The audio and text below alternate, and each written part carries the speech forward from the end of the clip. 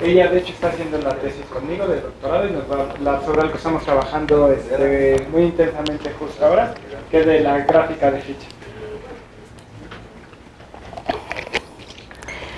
Hola, buenas tardes. Muchas gracias a los organizadores por darme este espacio para hablar, como ya dijo el doctor Ruiz, sobre lo que estamos trabajando ahorita en mi proyecto de doctorado. Les voy a hablar de lo que son las gráficas de fichas y bueno, primero pues, ¿qué es una gráfica de fichas?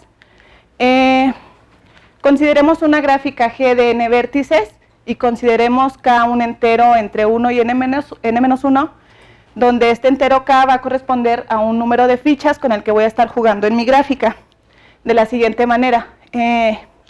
Pensemos que tengo aquí esta gráfica G, y para ejemplificar la definición voy a tomar dos fichas, y lo que voy a hacer es colocar las K fichas en vértices distintos de la gráfica. En principio las fichas son indistinguibles,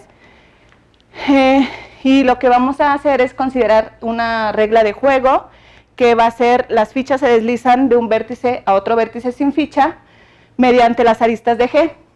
Entonces, por ejemplo, cuando tengo esta configuración de fichas, puedo mover la ficha que está en Y al vértice central, y entonces estoy obteniendo esta configuración de aquí. Ahora puedo mover la ficha que está en el vértice X, bajarla al vértice W, y estoy obteniendo esta configuración de fichas, y así sucesivamente. Entonces, lo que estoy haciendo es tomar un número K de fichas indistinguibles que se van a estar moviendo por las aristas de la gráfica, es decir, estoy considerando que la gráfica es como mi tablero, donde estoy haciendo los movimientos. La definición es a partir de una gráfica G y un entero K, vamos a definir lo que son las gráficas de K fichas de la siguiente manera. Es una construcción de una nueva gráfica, donde cada configuración de fichas va a corresponder a un vértice en mi gráfica FK de G, y donde dos de estas configuraciones pues van a ser adyacentes si podemos llegar de una configuración a otra deslizando una ficha mediante una de las aristas de G. Entonces, por ejemplo, consideremos esta gráfica G y pensemos que voy a construir la gráfica de dos fichas.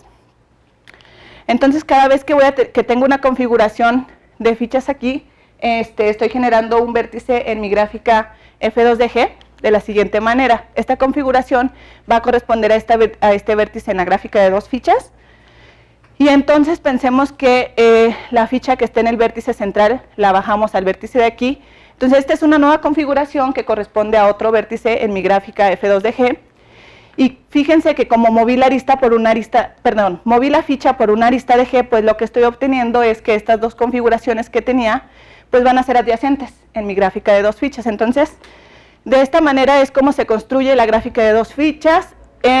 Se mueven las fichas mediante las aristas de mi gráfica. Y bueno, para este ejemplo, esta corresponde a su gráfica de dos fichas. Entonces, bueno, la definición es sencilla. Una gráfica inicial, un número de fichas que se deslizan por las aristas de la gráfica. Sin embargo, quiero mencionar que estas gráficas son importantes porque modelan ciertos fenómenos de física cuántica, y también se han utilizado para estudiar problemas difíciles en el área de teoría de gráficas, como es el problema de isomorfismo, que ahorita les voy a platicar más o menos de qué va eso. Ok, bueno, ¿qué se sabe de las gráficas de fichas? Se han definido al menos 4 veces de manera independiente. En 1988, Gary Jones las definió en su tesis doctoral y estudió algunos de los parámetros de estas gráficas. En 1991, estos matemáticos, entre ellos el matemático Paul Erdos, definieron también las gráficas de dos fichas, y posteriormente extendieron este concepto a más de dos fichas. También en el 2007, Terry Rudolph las definió para modelar un fenómeno de física cuántica y para estudiar el problema de isomorfismo en gráficas. Y finalmente, en 2012, estos autores definieron las gráficas de K fichas y empezaron a estudiar los parámetros combinatorios de estas gráficas. Entonces, más o menos desde 1988 se han estado estudiando estas gráficas con diferentes enfoques, y los parámetros combinatorios que han que hemos estado estudiando de las gráficas de fichas, pues son todos estos de aquí: diámetro, conexidad, hamiltonicidad, regularidad, planaridad, número de independencia, declan, número cromático, número de empaquetamiento. Y bueno, actualmente nosotros estudiamos lo que es el grupo de automorfismos de esta gráfica de fichas y el problema de reconstrucción en las gráficas de fichas, que es de lo que les voy a estar hablando ahorita. Bueno, voy a hablar un poco porque son interesantes estas gráficas de fichas. Y para iniciar voy a platicar que se han utilizado para modelar un sistema cuántico. Bueno, puedo definir un qubit, o se define un qubit como una superposición lineal de los estados 0 y 1, que podemos escribirlo de esta manera, donde alfa y beta son unos números complejos que satisfacen esta relación de aquí. Pero los qubits tienen una particularidad, que es que cuando se les somete a observación, pues solamente van a presentar dos estados, el estado 0 o el estado 1, a los que vamos a estar llamando, al 0 vamos a estar llamando como el estado base, y al 1 lo vamos a estar llamando el estado excitado, y los voy a estar denotando de esta manera. El estado base voy a estar diciendo, digamos, no lo voy a colorear, y cuando un qubit está en estado excitado, pues lo voy a colorear de rojo. Bueno, ahora consideremos un sistema de n qubits interactuantes que puedo representar mediante una gráfica, y tal que en cualquier momento que yo someta este sistema a observación, exactamente k qubits están en estado excitado.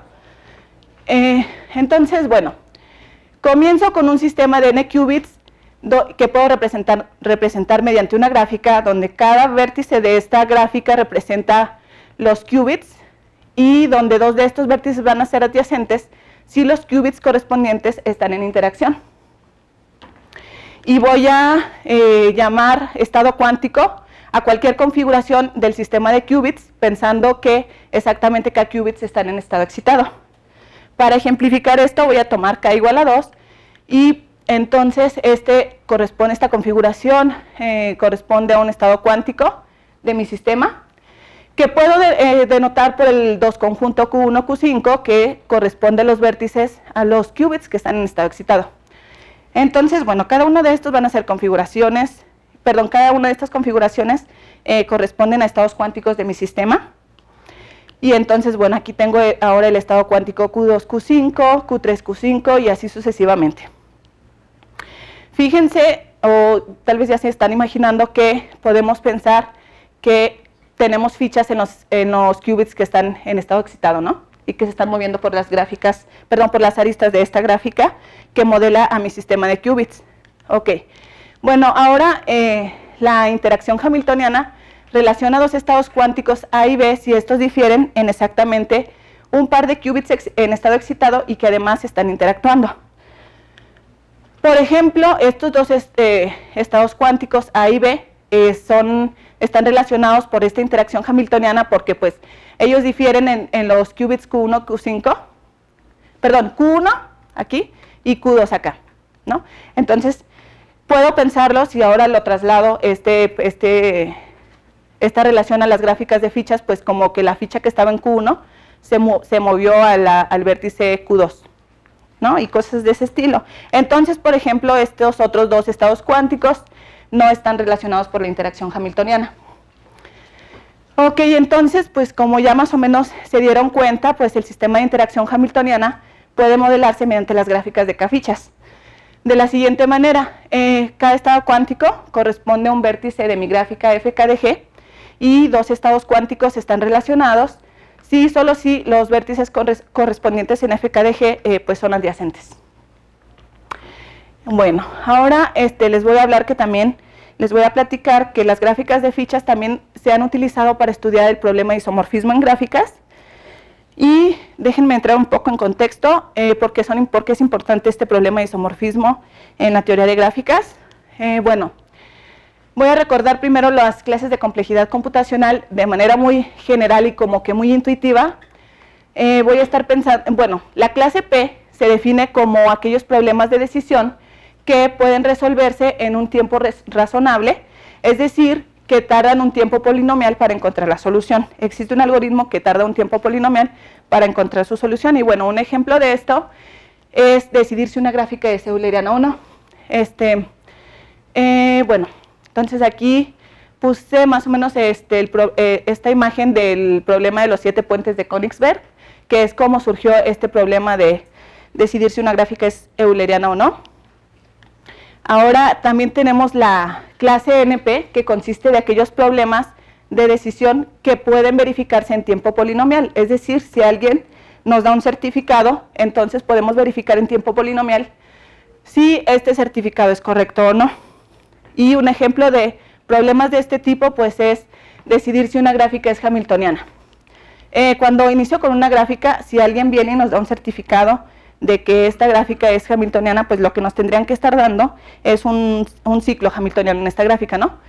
Y entonces, bueno, ya como que en tiempo polinomial podemos verificar si corresponde a un ciclo hamiltoniano de esta gráfica. Y entonces, por eso este problema es de la clase NP. Ahora también tenemos los problemas en la clase NP completo, donde decimos que un problema P es NP completo si pertenece a NP y además cualquier problema en NP puede reducirse a P en tiempo polinomial.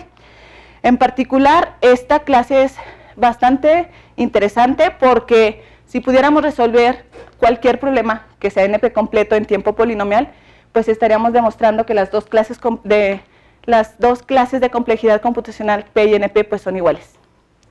Y bueno, un ejemplo de problemas de este tipo pues es determinar si una gráfica tiene un clan de tamaño mayor o igual que K para un K fijo. Y bueno, por ejemplo, aquí en esta gráfica tomamos este es su clan máximo y ya. Entonces, ok, ahora sí que ya más o menos recordamos lo que son las clases de complejidad computacional de las que voy a estar hablando. Déjenme platicar un poco sobre un problema del milenio. El problema consiste en decir si estas dos clases de complejidad computacional P y NP son iguales o no.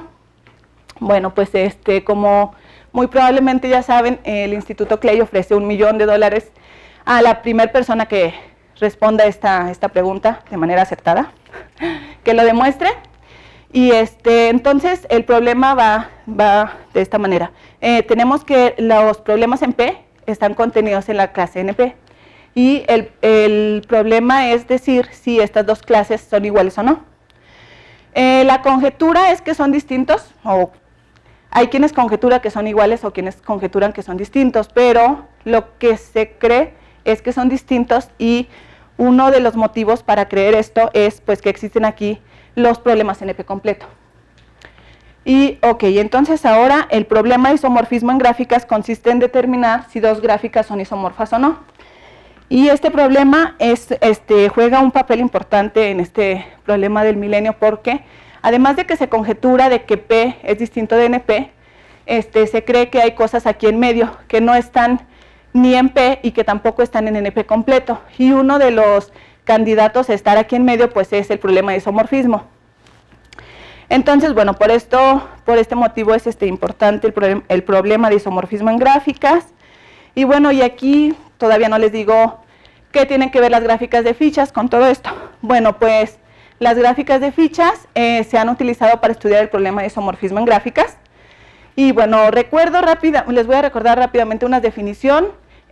Defino el espectro de una gráfica G como el conjunto de eigenvalores con multiplicidades de su matriz de adyacencias. Este espectro se puede calcular en tiempo polinomial y es un invariante de gráficas, es decir, si yo tengo dos gráficas G y H tales que sus espectros son distintos, pues esto me implica que G y H son no isomorfas. Pero cuando tengo que estos dos espectros son iguales, pues no puedo decidir nada si G y H son isomorfas o no. Ok, entonces lo que hicieron es utilizar las gráficas de fichas de la siguiente manera. Tenemos dos gráficas G y H para las cuales queremos determinar si son isomorfas o no. Muy bien, podemos calcular el espectro de cada una de estas gráficas y comparar estos espectros. Ya sabemos que si estos espectros son distintos, pues esto me va a implicar que las dos gráficas son no isomorfas. El problema surge cuando estos dos espectros son iguales, porque entonces pues no podemos decidir si las gráficas iniciales G y H son isomorfas o no. Lo que hicieron es ahora calcular las gráficas de fichas, de K fichas, FK de G y FK de H, y ahora para un K fijo podemos calcular el espectro de estas dos nuevas gráficas en tiempo polinomial. Y entonces ahora lo que hicieron es comparar estos dos espectros. Otra vez, fíjense que si estos espectros son distintos, pues en particular voy a tener que FK de G es no isomorfa con FK de H, y esto a su vez implica que G y H no van a ser isomorfas. Y otra vez, como antes, el problema surge cuando estos dos espectros son iguales, porque entonces no podemos decidir. Ok, entonces podemos pensar, ok, ¿y qué tal si iteramos otra vez este procedimiento? Es decir, ahora calculamos FK de G, FK de FK de H y comparamos sus espectros, ¿no? Bueno, pues en realidad puede pasar otra vez lo que pasó en esta parte de aquí, que si sus espectros son iguales, pues no vamos a poder decidir. Y entonces, bueno, esto sugiere un problema abierto, y el problema abierto del que les estoy hablando es que si dadas dos gráficas cualesquiera G y H, existe un entero R tal que el espectro de la gráfica FK iterada R veces es distinto del espectro de FK iterado R veces ahora para la gráfica G y H correspondientes. Ajá. Bueno, si pudieran demostrar que para cualesquiera dos gráficas G y H existe un K fijo y existe un entero R fijo tal que se cumple esto, pues entonces estarían demostrando que el problema de isomorfismo es polinomial, porque pues todo esto me va a costar este tiempo polinomial, porque K y R son fijos y bueno, ya. Entonces, así es como se utilizaron las gráficas de fichas para estudiar el problema de isomorfismo. Y bueno, ahora les voy a platicar lo que estamos haciendo nosotros. En particular, bueno, ya les había comentado que estamos trabajando el grupo de automorfismos de la gráfica de fichas y estamos también estudiando el problema de reconstrucción en gráficas de fichas. Bueno, ¿a qué se refiere este problema? Este problema surge cuando nos hacemos la pregunta, dada una gráfica de K fichas F, ¿existe una única gráfica G salvo isomorfismo tal que F corresponda a la gráfica, sea isomorfa a la gráfica de K fichas de G? Y bueno, de ser así, pues entonces nos preguntamos si es posible reconstruir a esta gráfica G, ¿no? A partir de FK de G. Y entonces esto es a lo que llamamos el problema de reconstrucción en gráficas de fichas. Y bueno, en el 2012, estos autores, Ruy Favila, David Flores y demás autores, conjeturaron que las gráficas de fichas están únicamente determinadas, es decir, si tenemos dos gráficas G y H, tales que FK de G y FK de H son isomorfas para algún K, entonces G y H van a ser isomorfas. Bueno, se ha hecho relativamente poco, o los resultados que se habían obtenido antes de que nosotros estudiáramos este problema son poco, es poco lo que se ha hecho. Y bueno, en particular en 1991, estos autores, entre ellos el matemático Pablo Erdos, que ya les dije que ellos también definieron las gráficas de fichas, pues enunciaron que si T es un árbol, entonces podemos reconstruir a T a partir de su gráfica de dos fichas, y ahí por allí hicieron algunas observaciones interesantes para demostrar, bueno, correspondientes a este resultado, pero no dieron una prueba formal o completa de este resultado. Entonces, en particular lo que les voy a platicar, ya demostramos que los árboles se pueden reconstruir de su gráfica de dos fichas y también reconstruimos otras gráficas. Entonces, esto de aquí ya sale con nuestro resultado, la reconstrucción de árboles. Ok, entonces, bueno, ¿qué se ha hecho respecto a este problema de reconstrucción? Bueno, solo se ha estudiado esta conjetura en el caso de dos fichas y se ha resuelto para las siguientes familias de gráficas. En el 2007 reconstruyeron las gráficas regulares que no contienen cuatro ciclos y estos mismos autores también reconstruyeron las gráficas cúbicas. Y bueno, ahora recientemente lo que nosotros hemos hecho es reconstruir las gráficas conexas de cuello 3 que no contienen a este producto cartesiano como su gráfica inducida. Y el resultado del que les voy a platicar en un momento, que si tienes una gráfica con cuello mayor que 4, entonces podemos reconstruir su gráfica, podemos reconstruir a G a partir de su gráfica de dos fichas. Ok, entonces reconstruimos de F2 de G, podemos reconstruir a G para todas las gráficas que tienen cuello mayor que 4. donde el cuello pues es la longitud del ciclo más pequeño. Es decir, si tú tienes una gráfica que no tenga ni triángulos y que no tenga ciclos de longitud 4 y me das a f2 de g, entonces te puedo reconstruir, además en tiempo polinomial, a tu gráfica inicial g. Y bueno, ahorita les voy a platicar nada más el caso para conexas, pero también lo tenemos para disconexas. La estrategia para reconstruir a G es de la siguiente manera. Iniciamos con una gráfica G y el primer paso es reconstruir una arista, tomarnos una arista, reconstruir una arista de esta gráfica, y entonces nos olvidamos por un momento de esta arista y de todas las aristas que inciden en alguno de estos dos vértices. Entonces lo que nos queda pues son componentes conexas. Enseguida lo que hacemos es pues reconstruir cada una de estas componentes conexas y finalmente lo que hacemos es reconstruir estas aristas que van de cualquiera de estas componentes a alguno de los vértices en esta arista inicial.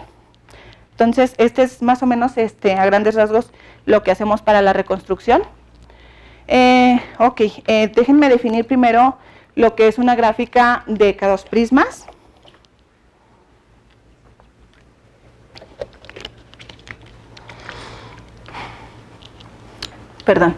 Diremos que una subgráfica P de F2 de G va a ser una gráfica de K2 prismas si puedo escribir a P como un producto cartesiano de una gráfica conexa H y de mi K2, ¿no? Donde K2 pues, es una arista, pues. Entonces, por ejemplo, esta es una gráfica de K2 prismas porque puedo expresarla de esta manera, como el producto cartesiano de esta gráfica conexa H y de este K2. Y entonces, más o menos la idea intuitiva de esta definición de K2 prismas, pues es que se obtienen añadiendo nuevas aristas de manera adecuada para formar 4 ciclos con lo que ya teníamos antes. Lo que quiero decir con esto es lo siguiente, fíjense, iniciamos con una arista y ahora agregamos una nueva arista, de modo que esta nueva arista va a formar un 4 ciclo con la que ya tenía antes, ¿no? Entonces ahora agregamos otra nueva arista y otra vez esta la puedo pensar que induce un 4 ciclo con alguien más, ¿no? Entonces, a esto me estoy refiriendo con que las gráficas de K2 prismas es ir añadiendo aristas de manera adecuada para obtener 4 ciclos y de modo que la gráfica resultante pues sea un producto cartesiano de este estilo. Entonces, estas gráficas de K2 prismas, pues bueno, fíjense que son no es otra cosa más que 4 ciclos pegados, ¿no? Entonces podemos pensarlo como Legos, donde todas las partes son 4 ciclos que vamos pegando de manera adecuada. Y bueno, sí, la base de estos K2 prismas pues son los 4 ciclos, entonces nos interesa saber cómo se generan estos 4 ciclos. Entonces, en F2 de G solamente hay 3 maneras de generar 4 ciclos, que son estas de aquí, pero fíjense que la primera y la última forma pues involucran 4 ciclos en F2 de G. Perdón, en G, involucran 4 ciclos en G, así es que si yo restrinjo mi conjunto de gráficas a las que tienen cuello mayor que 4, entonces solamente hay una manera de generar 4 ciclos en mi gráfica de 2 fichas, que es esta de aquí, que lo que estamos haciendo es mover una ficha por una arista, que va a ser esta de aquí, que corresponde a estos dos vértices, a estas dos configuraciones, mientras que la otra ficha se mueve por una arista distinta a la primera. Y de esta manera estamos obteniendo aquí un 4 ciclo. Bueno, entonces, cuando restrinjo mi conjunto de gráficas a las que tienen cuello mayor que 4, es decir, no hay ni triángulos y tampoco hay ciclos de longitud 4, pues solamente hay una manera de generar 4 ciclos en la gráfica de 2 fichas. Ok, ahora este resultado lo extendimos para las gráficas de K2 prismas y lo que demostramos es que si G tiene cuello mayor que 4, y P es una gráfica de K2 prismas maximal de F2 de G, entonces solamente hay una única manera de generar a este prisma P. Y la manera en que se genera es moviendo una ficha en una arista E, mientras que la otra ficha se mueve en una componente de G menos AB. Entonces, pensemos en esta gráfica de K2 prismas. Entonces, fíjense, la idea intuitiva de lo que hicimos para demostrar este resultado es la siguiente. Consideremos este 4 ciclo. Entonces ya sabemos que los 4 ciclos se generan de una única manera, pues este 4 ciclos se genera por mover una ficha en la arista XY y la otra ficha que se mueve en la arista AB. Ok, entonces ya reconstruí esta pequeña parte de mi gráfica de K2 prismas.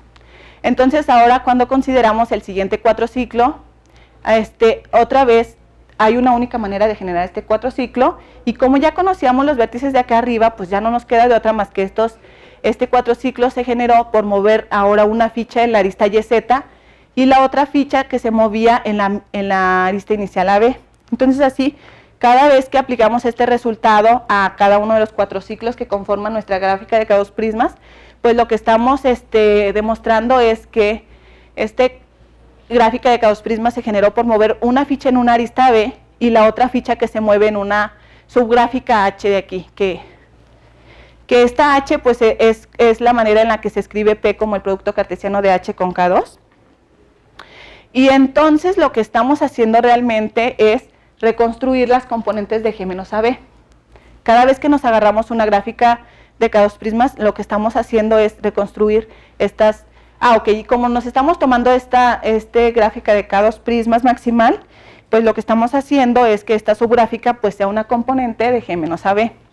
Entonces esto nos permite reconstruir las componentes de G menos AB. Ok, ya puedo reconstruir una arista y puedo reconstruir las componentes restantes cuando quito esta arista. Muy bien, ya ahora solo me van a faltar reconstruir las adyacencias entre cada una de estas componentes y mi arista AB. Entonces pensemos que tenemos aquí una gráfica de K2 prismas, ya sabemos que se genera de una única manera, por mover una ficha acá en una subgráfica, mientras que la otra ficha se mueve aquí en una arista, y entonces bueno, ya puedo etiquetar estos vértices, y entonces lo que se hace aquí es encontrar la configuración AB, que va a ser un vértice aquí en mi gráfica de dos fichas, y lo que vamos a tener es pues unas ciertas adyacencias entre esta gráfica de prismas y mi vértice, mi configuración AB, ¿no? Entonces, por ejemplo, consideremos esta arista que remarqué en azul, y lo que me está diciendo esta arista es que puedo moverme de la configuración UA a la configuración AB. Es decir, cuando tengo aquí mis dos fichas en U y en A, puedo moverme hacia la configuración AB, pero recuerden que las fichas se mueven solamente por aristas de la gráfica. Entonces, lo que implica es que pues vamos a tener una arista que conecta al vértice U con mi vértice B. Y bueno, ahora consideremos otra arista de las que tenemos aquí ya dadas. Ahora consideremos la configuración XB, que es adyacente a la configuración AB, es decir, cuando tengo aquí mi configuración de fichas, donde una ficha está en X y otra ficha está en B, puedo moverme hacia la configuración AB, y de aquí pues lo que deduzco es que existe una arista que conecta el vértice X con el vértice A. Y bueno, esto se hace para cada una de las aristas, y con este método lo que estamos haciendo pues es ahora reconstruir las adyacencias entre la arista AB y cada una y las componentes que tenía acá afuera, ¿no? En G menos AB. Y bueno, ahora sí ya más o menos tenemos los ingredientes principales para la reconstrucción de mi gráfica G. Entonces, la manera en que reconstruimos a G cuando G es conexa y tiene cuello mayor que 4 es la siguiente. Inicio con una gráfica de K2 prismas P sub 1 y ya sé que esta se va a generar por mover una ficha en una componente H1 y otra ficha que se mueve en la arista AB.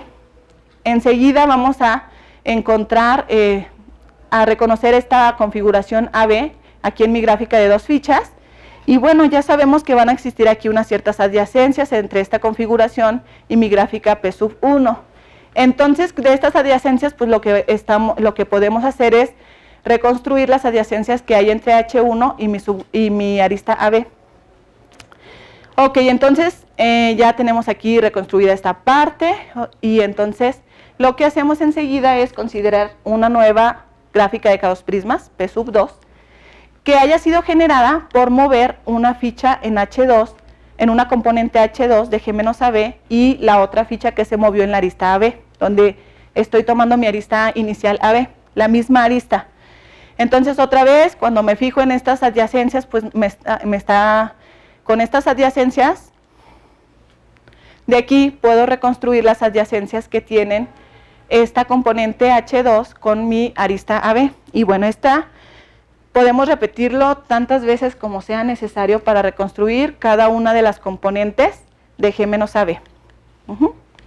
Entonces, bueno, esencialmente esto es de lo que se trata la prueba para las gráficas conexas de cuello mayor que 4. Y bueno, eso es lo que les quería platicar. Muchísimas gracias.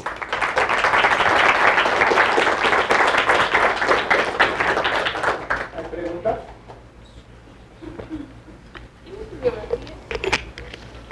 No la puse, pero en un momento te la puedo pasar. Sí tengo. Ajá. Disculpe, ¿qué es un isomorfismo de gráficas? Es una. Y otra es, ¿existe alguna cantidad finita de invariantes de las gráficas que me permita decir que dos gráficas son isomorfas? Bueno, primero, el isomorfismo en gráficas, vamos a decir que dos gráficas son isomorfas y más o menos lo que hago es reetiquetar los vértices de una manera distinta, de modo que se sigan conservando las adyacencias que tenía inicialmente. A ver, entonces es como que dos gráficas, vas a decir que G es isomorfa con H. Si más o menos los vértices aquí de mi gráfica en G, puedo hacer una función biyectiva entre los vértices de aquí hacia los vértices acá de H. Bueno, ahora pensemos que es como algo así. Puedo hacer una función f biyectiva entre los vértices tal que cuando yo me agarro aquí dos vértices que son adyacentes y les aplico mi función, pues van a ir a dos vértices adyacentes acá. Es decir, más o menos como que la idea intuitiva es como volver a reetiquetar tus vértices, o digamos también que lo que puedes hacer es como que mover tus vértices en tu plano, de manera que obtienes un dibujo nuevo, pero que tienes las mismas aristas, las mismas adyacencias. Es decir, estas dos gráficas son esencialmente la misma, pueden cambiar sus etiquetas, pero la gráfica esencialmente es la misma. Entonces eso es lo que es el isomorfismo en gráficas.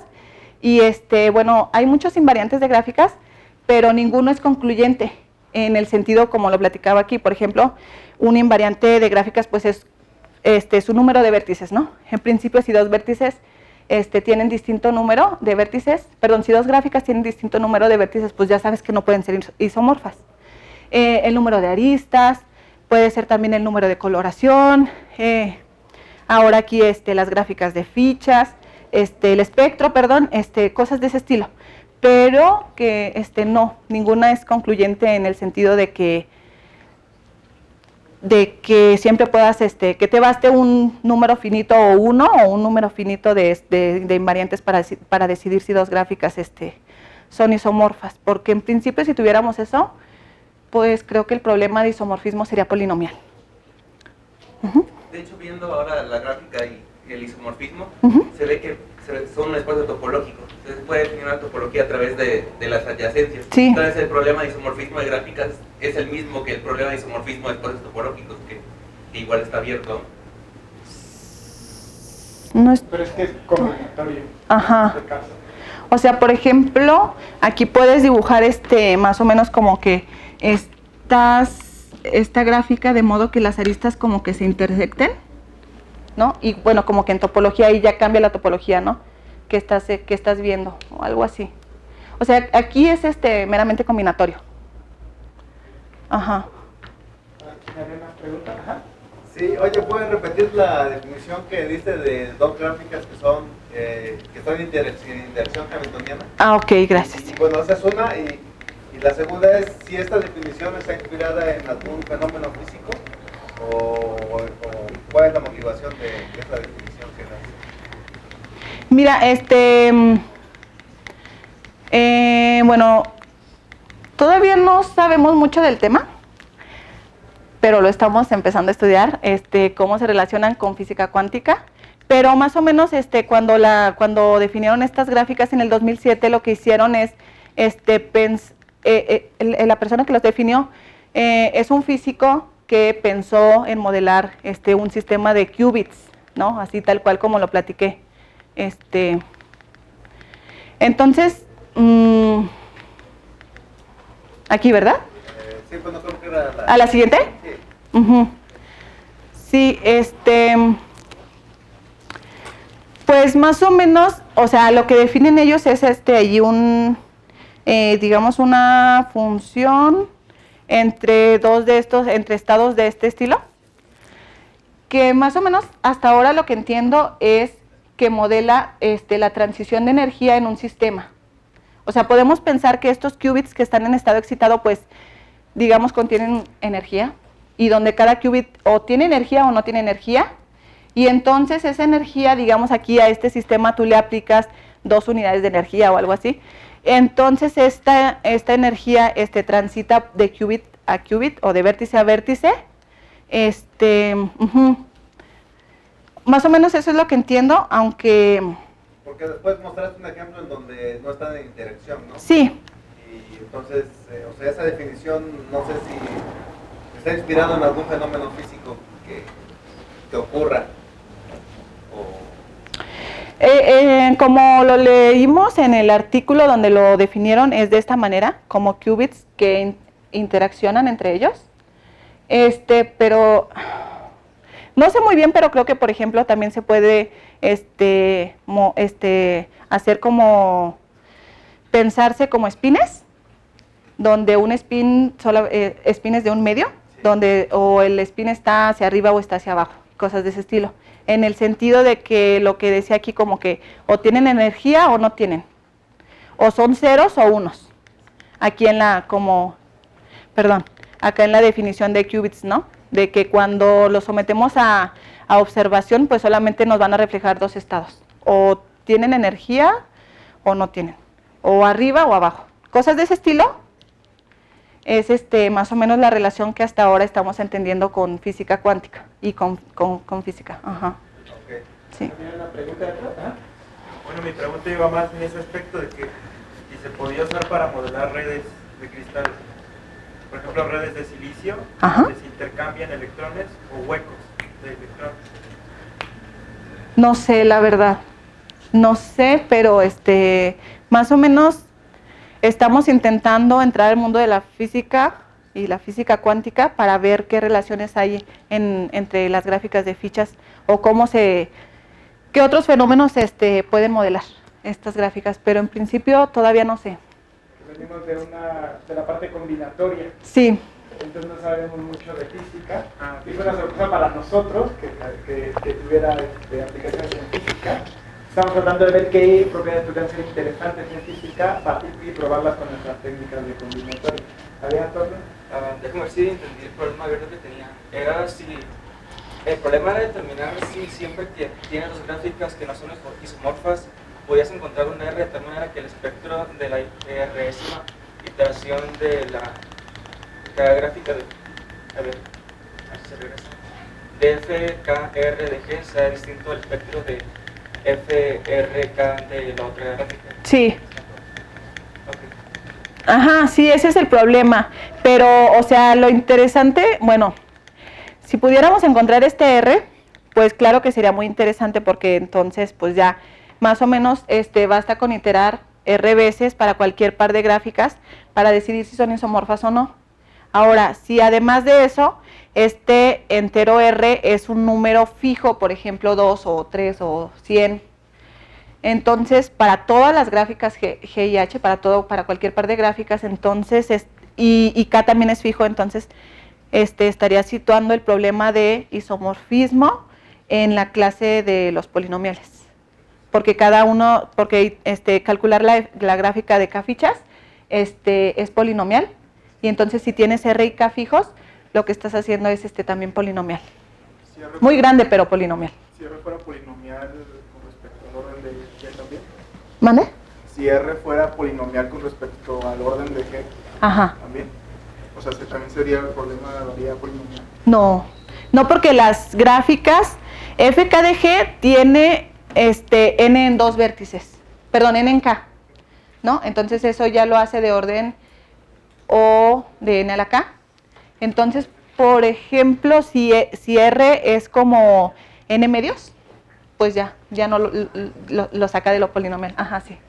Pero claro que también es interesante. ¿Por qué conjeturan que no es ni polinomial ni NP completo?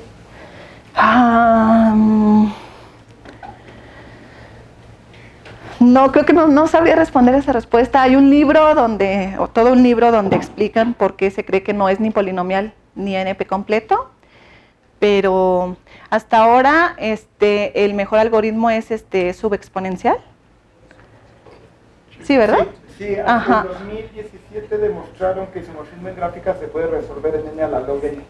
Es como el choque en la comunidad, porque se conjetura que los NP completos no los puede resolver en tiempo subexponencial. Entonces dices, ok, entonces casi seguramente no es NP completo. Y la razón por la cual la gente conjetura que no es polinomial es porque lo han intentado y no le sale. Entonces ya hay tratado de partir en algoritmos.